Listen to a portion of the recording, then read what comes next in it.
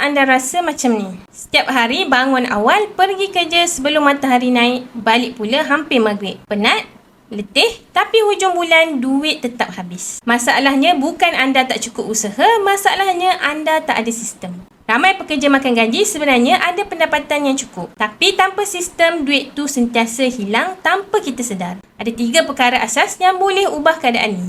Pertama, bina dana kecemasan mulakan dengan RM1,000. Ini nampak kecil tapi sangat penting. Ia akan jadi pelindung pertama supaya anda tak perlu berhutang bila berlaku kecemasan. Bila sudah capai RM1,000, tingkatkan kepada 3 hingga 6 bulan pendapatan. Kedua, kawal penggunaan kad kredit.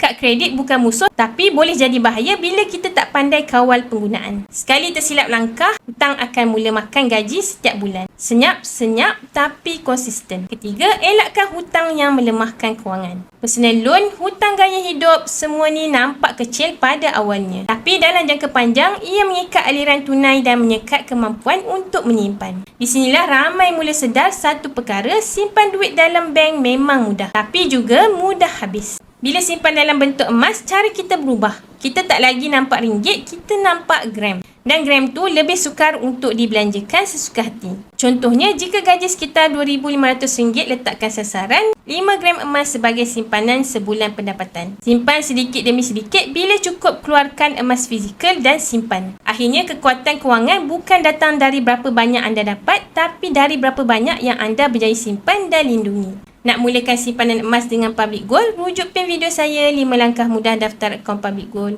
atau DM saya terus untuk saya bantu anda sebaiknya. Ingat Public Gold mudah, murah dan patuh syariah. Jemput follow.